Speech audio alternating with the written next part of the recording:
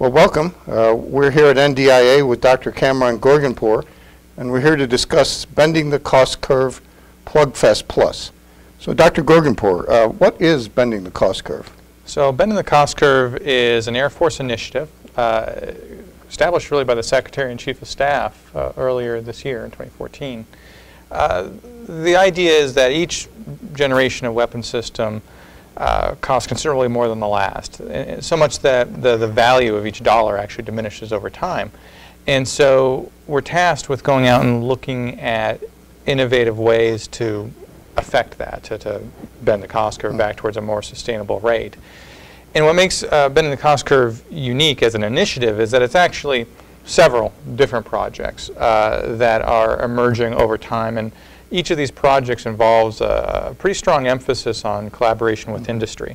And so it's those elements of looking at how do we reduce costs, how do we reduce cycle time, the development time to field critical systems for the warfighter, and how do we do those things in close discussion and collaboration with industry. So it kind of reminds me of Norman Augustine's statement a few years ago about the defense budget buying one airplane if the curve continued.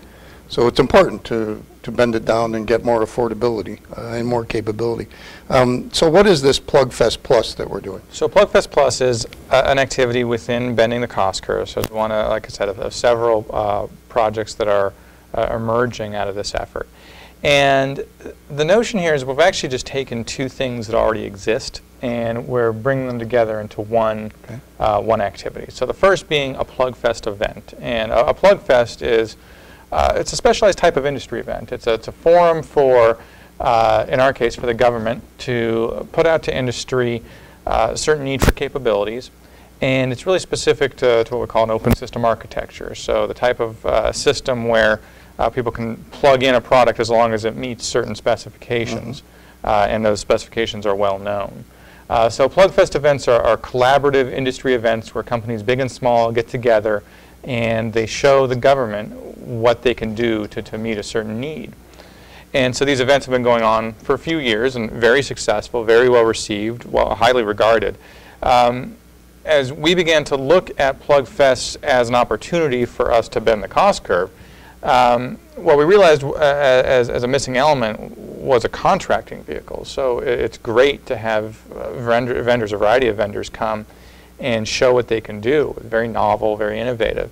But at the end of the day, if you can't put those vendors on contract to actually get to work, well, you're missing something pretty important. And so we decided we were going to take that PlugFest concept and add to it one of the most agile contracting vehicles that we've found, at least within DoD. And then this is actually an Army construct. It's what they call an other transaction consortium. And an other transaction is a type of contract that can be used for research and development types of activities, prototype development. And it operates outside of federal acquisition regulation. So it is intended, the authority is given to us by Congress specifically so we can go out and work with non-traditional defense contractors and draw in new business into the federal government. And the OT Consortia is a construct, again, that the Army has developed and have used it for more than a decade.